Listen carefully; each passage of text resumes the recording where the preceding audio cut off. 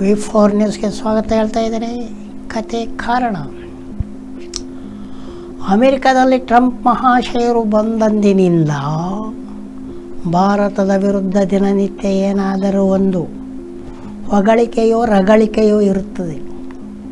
ಈಗಾಗಲೇ 4 ವಿಮಾನಗಳು, ಒಂದೇ ಇರ್ಬೋದು, 4 ಬಾರಿ ವಿಮಾನಗಳು ಅಕ್ರಮ ನಿವಾಸಿಗಳನ್ನು US-ನಿಂದ ಭಾರತಕ್ಕೆ ತಂದು ಬಿಟ್ಟಿವೆ.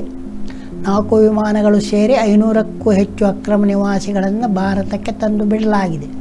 ಅದೊಂದು ಕಡೆ ಇದ್ದರೆ, ಇವಾಗ 3-4 ದಿನದಿಂದ ತಂಪಾಯೇಶ್ವರು 182 ಕೋಟಿ ರೂಪಾಯಿ ಭಾರತಕ್ಕೆ ಮತದಾನದ ವರ್ಧನೆಗೆ ಕೊಡಲಾಗಿದೆ. ಯಾರು ತಗೊಂಡ್ರು ಅದು ಅಂತ ಕೇಳ್ತಾ ಇದ್ದಾರೆ. ಮೊದಲ ದಿನ ಏನೋ ಅದು ಹೇಳಿದ ಕೂಡಲೇ BJPಯವರು ತಕದೈ ಅಂತ ಆಟ ಆಡಿಬಿಟ್ಟು ಕಾಂಗ್ರೆಸ್ನವರೇ ತೊಗೊಂಡಿದ್ದಾರೆ ಅಂತ ಹೇಳಿದರು. ಆಮೇಲೆ ಕಾಂಗ್ರೆಸ್ನವರು ಎಲ್ಲ ತೋರಿಸು ಅಂತೇಳಿ ಇದ್ಮೇಲೆ ಬಾಯಿ ಮುಚ್ಕೊಂಡಿದ್ರು. ಈಗ ಮತ್ತೆ ಅವರು ಏನಾಗಿದೆ, ಅದು ಬಂದಿರೋದೇ ಸಂಘ ಪರಿವಾರಕ್ಕೆ ಅಂತ ಗೊತ್ತಾದ ಮೇಲೆ ಅದು ಸುಳ್ಳು, ದುಡ್ಡು ಬಂದೇ ಇಲ್ಲ, ಅದು 182 ಕೋಟಿ ನಮಗೆ ಬಂದೇ ಇಲ್ಲ ಅಂತ ಹೇಳ್ತಾ ಇದ್ದಾರೆ.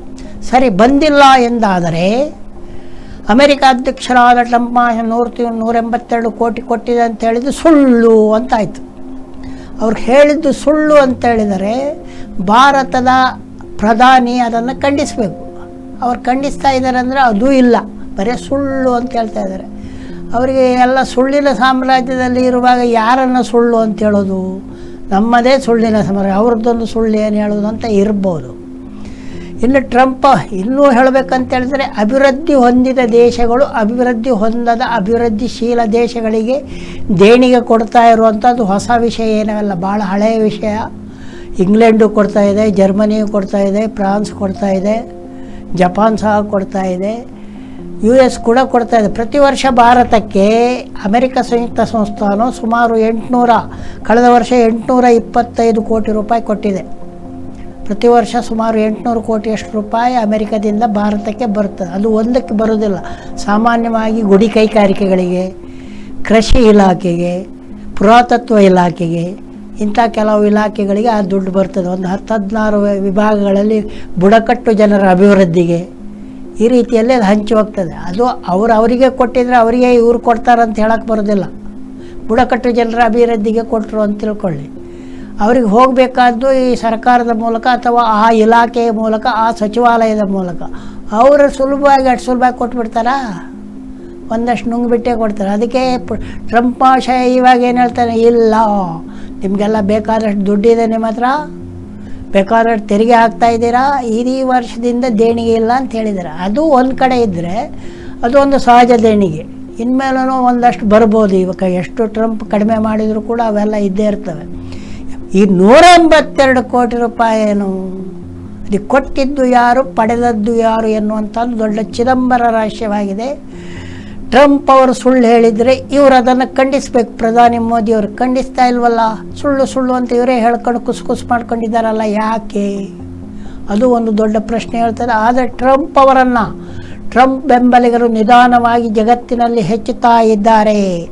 ಹೊಸದಾಗಿ ಹೇಳಬೇಕಾದರೆ ಜಾರ್ಜಿಯಾ ಮೆಲೋನಿ ಅವರು ಇಟಲಿ ದೇಶದ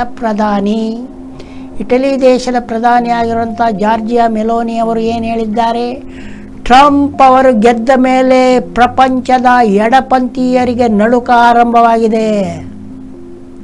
ಬಲಪಂಥೀಯರು ಇವಾಗ ಜಗತ್ತಿನ ಎಲ್ಲ ಕಡೆ ಗೆಲ್ತಾ ಇದ್ದಾರೆ.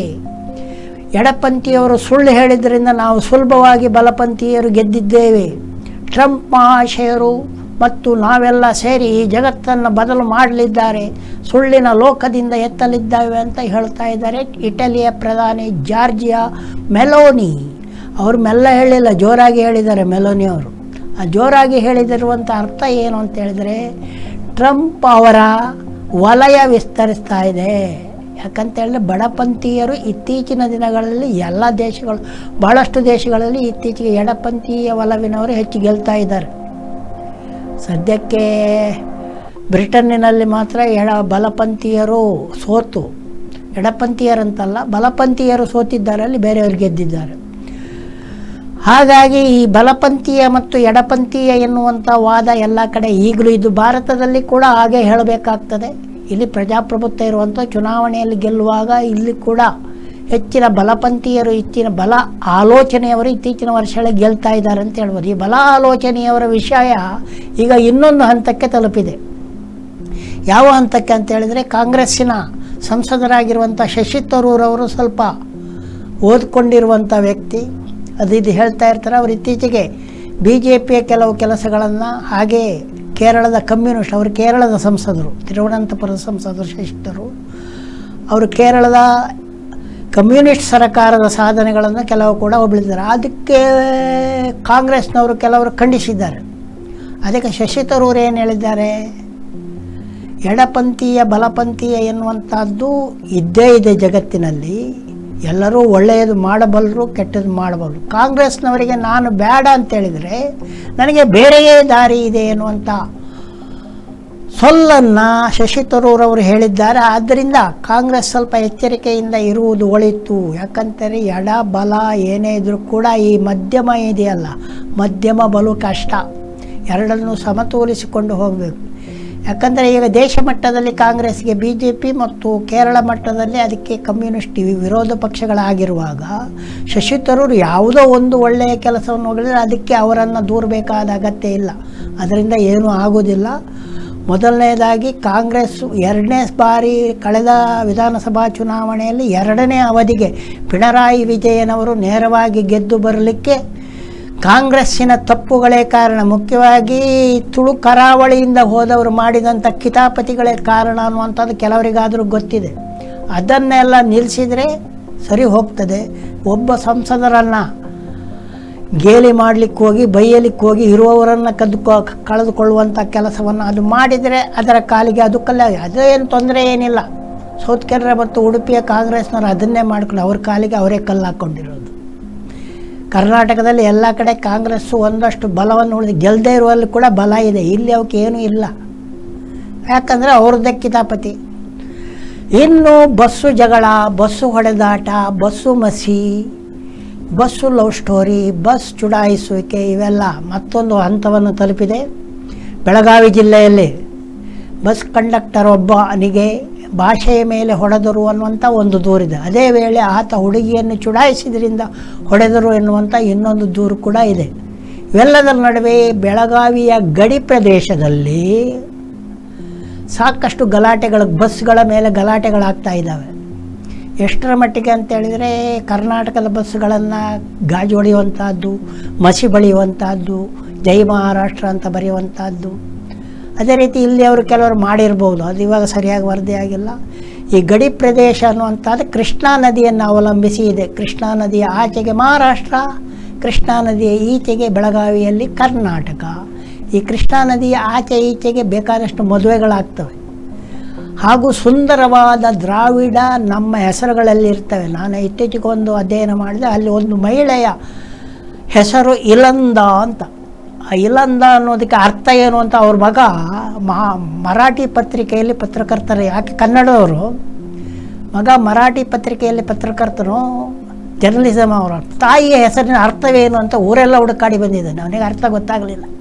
ಆದರೆ ಅದು ಭಾಳ ಸುಲಭವಾದ ಶಬ್ದ. ಅರ್ಥ ಯಾಕೆ ಗೊತ್ತಾಗಲಿಲ್ಲ ಮಗನಿಗೆ ಅಂತೇಳಿದ್ರೆ, ಅವನ್ನೆಲ್ಲ ಆಲೋಚನೆ ಮಾಡಿದ್ದು ಹಿಂದಿಯಲ್ಲಿ, ಮರಾಠಿಯಲ್ಲಿ, ಸಂಸ್ಕೃತದಲ್ಲಿ. ಇಲಾಂದ ಅನ್ನುವಂಥದ್ದು ಅಚ್ಚ ದ್ರಾವಿಡ ಭಾಷೆ ಕನ್ನಡದ ಶಬ್ದ, ಅಥವಾ ತುಳುವಿಗೂ ಕೂಡ ತಗೋಬೋದು. ದ್ರಾವಿಡ ಶಬ್ದ ಆದ್ದರಿಂದ ತುಳುವು ಬರ್ತದೆ ರೀ. ಇಲ್ ಅಂದ ಅಂತೇಳಿದರೆ ಮನೆಗೆ ಶೋಭೆ ತರುವವಳು ಅನ್ನುವಂಥ ಅರ್ಥ ಅದಕ್ಕೆ. ಇಲ್ಲಂದ ಎಷ್ಟು ಅಂದವಾದ ಹೆಸರುಗಳೆಲ್ಲ ಹಿಂದಿನ ಕಾಲದಲ್ಲಿ ಇದ್ದು, ಈಗ ಅವೆಲ್ಲ ಯಾವುದೂ ಇಲ್ಲ, ಎಲ್ಲ ಬಾಡಿಗೆ ಹೆಸರುಗಳು ಇವಾಗ. ಅಂಥ ಉತ್ತಮ ಹೆಸರುಗಳೆಲ್ಲ ಇರುವಂಥ ಉತ್ತಮ ಕನ್ನಡದ ಹೆಸರುಗಳು ಗಡಿಭಾಗದಲ್ಲೇ ಇರುವಾಗ ಕನ್ನಡ ಮರಾಠಿಯ ಗಲಾಟೆ ಎನ್ನುವಂಥದ್ದು ಕೆಲವು ಕಿತಾಪತಿ ಜನರ ಇದೇವೆ ಹೊರತು ಜನರ ಗಲಾಟೆ ಅಲ್ಲ ಅದು. ಕೆಲವರು ಕಿತಾಪತಿ ಮಾಡೋದು ಎಲ್ಲ ಕಾಲದಲ್ಲಿ ಮಾಡ್ತಾ ಇರ್ತಾರೆ, ಮರಾಠಿಯಲ್ಲೂ ಮಾಡಿದ್ದಾರೆ ಅಂತ ಹೇಳ್ಬೋದು. ಇನ್ನು ಏನಾಗಿದೆ ಅಂತೇಳಿದರೆ, ದಿಲ್ಲಿಯಲ್ಲಿ ಆತಿಶಿಯವರನ್ನು, ಮಾಜಿ ಮುಖ್ಯಮಂತ್ರಿ ಆತಿಶಿಯವರನ್ನು ಪ್ರತಿಪಕ್ಷದ ನಾಯಕಿಯಾಗಿ ಆಯ್ಕೆ ಮಾಡಿದ್ದಾರೆ. ಪ್ರತಿಪಕ್ಷದ ನಾಯಕಿಯಾಗಿ ಆಯ್ಕೆ ಆಗಿದೆ. ಪ್ರತಿಪಕ್ಷದ ನಾಯಕಿ ಅಂತ ಹೇಳಿದರೆ ಏನು? ಪ್ರತಿಪಕ್ಷದ ನಾಯಕಿಯಾಗಿ ಮಾಡೋದ್ರ ಏನು ವಿಶೇಷ ಇದೆ. ಏನಂದರೆ, ಈಗ ಮುಖ್ಯಮಂತ್ರಿಯೂ ಮಹಿಳೆ, ಪ್ರತಿಪಕ್ಷದ ನಾಯಕಿಯು ಮಹಿಳೆ ಎನ್ನುವಂಥ 2 ಸ್ಥಾನಗಳು ಕೂಡ ಮಹಿಳೆಗೆ ಒಗೆದು ಹೋಗಿರುವಂತಹದ್ದು ಬಹಳ ಮುಖ್ಯವಾದ ವಿಶೇಷ ಆಗುತ್ತದೆ. ಇನ್ನು 3 ವರ್ಷ ಉಕ್ರೇನ್ ಮತ್ತು ರಷ್ಯಾ ಯುದ್ಧಕ್ಕೆ 3 ವರ್ಷ ತುಂಬಿತು. 3 ವರ್ಷವನ್ನು ರಷ್ಯಾ ಹೇಗೆ ಆಚರಿಸಿದೆ?